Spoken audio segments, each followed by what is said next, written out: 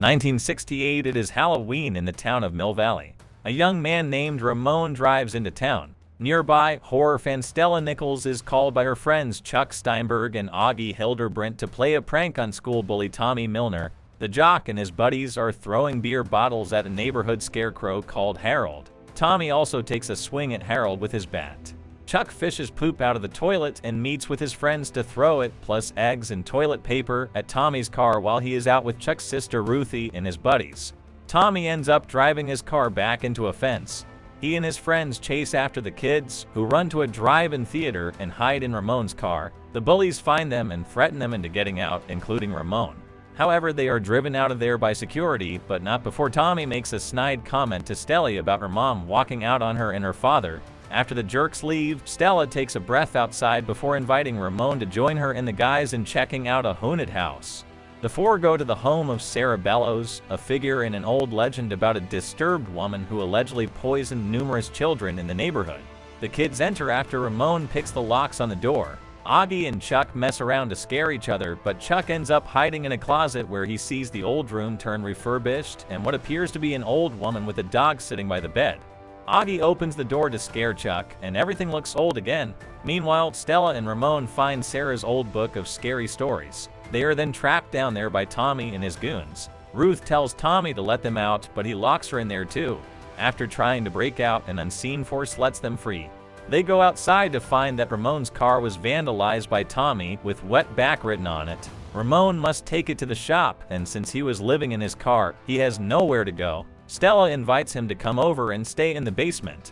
Tommy drives home drunk and is ordered by his mother to deliver eggs to the neighbors. On his way, he comes across Harold and taunts him again. At the same time, Stella reads from Sarah's book and sees the story Harold appearing. As she reads it, she notices that it mentions Tommy. He ends up walking in a circle and sees that Harold is no longer on his pike. Tommy soon realizes he is being followed by Harold. He trips across a rake and uses it to try and stop Harold, but the scarecrow takes it from him and impales Tommy with it. As Tommy tries running away, his body starts to fill up with straw. In the morning, Ramon brings his car to the shop, but he is pressed by Chief Turner over his appearance in town. When he sees what Tommy wrote, Turner questions him over the supposed fight he got into with him. Ramon mentions his last name being Rodriguez, and Turner implies he will investigate him. Tommy is noted as being missing by Stella's father, Roy. She goes to investigate with Ramon, and they find what appears to be Harold wearing Tommy's clothes. Stella figures that this is Tommy, and that the story she read came to life. She decides to take the book back to the Bellows house to prevent it from continuing. When Stella returns home with Ramon, he finds Sarah's book back on Stella's bookshelf. A new story then begins to appear, The Big Toe. This one features Augie's name, and it involves him eating a stew containing an appendage, and a disembodied voice calling out, "WHO took my toe." Stella calls Augie to warn him, but he ends up eating the stew, and the Big Toe woman starts stalking him. Augie runs to hide in his room under his bed, but as he thinks he is safe, Big Toe pulls him under the bed and reveals her hideous face before making him disappear. Stella and Ramon show up too late and see the claw marks under Augie's bed to have their fears confirmed. Stella tells Chuck and Ruth that Augie is gone and that it's because of the book. Chuck suggests they take it to the police, but Ramon doesn't want to get involved with them since they might think he had something to do with both Augie and Tommy disappearing, as there is now a search party going out for the latter. The trio try to burn the book, but it doesn't work. The friends go to the Mill Valley Gazette to dig up any old information on Sarah. They find articles about a woman named Lulu Baptiste who worked for the Bellows family but was fired after Sarah hung herself. And it was believed that Lulu was teaching Sarah black magic. The book then starts to write another story, The Red Spot. This one is about Ruthie, who got bitten by a spider while trapped in the Bellows house. She is set to go on stage for a performance of Bye Bye Birdie, but the spider bite on her cheek starts to get worse. She goes to the bathroom to check on it and hears a voice calling her name. A spider leg then pokes out of Ruth's cheek before a whole swarm of spiders start crawling out and biting her. Stella, Chuck, and Ramon run to the school in time to catch Ruth and throw water on her to repel the spiders. She is covered in bites and crying to get the spiders off. She is later taken to the hospital. The friends track down the now elderly and blind Lulu to ask what happened with her and Sarah, hoping to find a way to undo what has been going on. She says there was no magic involved, but the presence of the book overwhelms Lulu. The trio then heads to a hospital that they think has records of the Bellows family. Chuck mentions having a dream about seeing a pale woman in a red room, telling him this is an evil place. Run while you still can. The kids sneak in and head to find whatever documents they can. Stella and Ramon come across a room with old recordings from Sarah as she receives electroshock treatment from her brother Ephraim. They hear the voice of Sarah, who, as it turns out, was innocent and never poisoned the children, but it was her family's fault for tainting the water supply, and they tortured her and framed her to cover up their secrets. She then appears to be reciting the new story being written in the dream. Orderlies find Chuck as he snuck in, and the alarm goes off, making everything go red. He then sees the pale lady, who appears grotesquely overweight and has a horrifying grin etched on her face.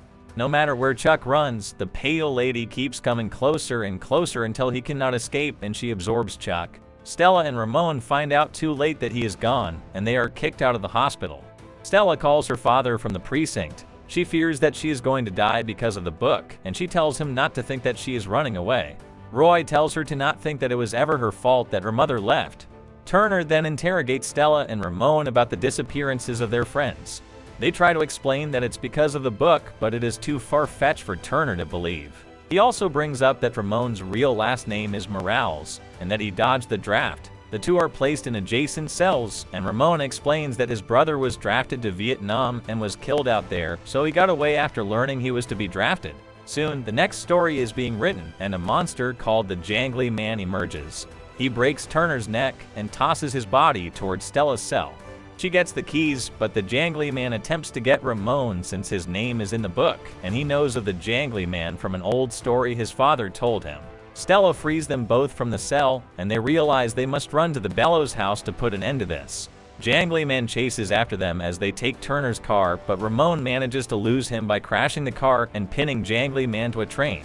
Stella and Ramon run to the Bellows house, where they get separated as Jangly Man goes for Ramon. Stella is pulled into another room by the ghosts of the Bellows family. She comes face to face with Sarah's ghost, who is getting ready to trap Stella in her own story.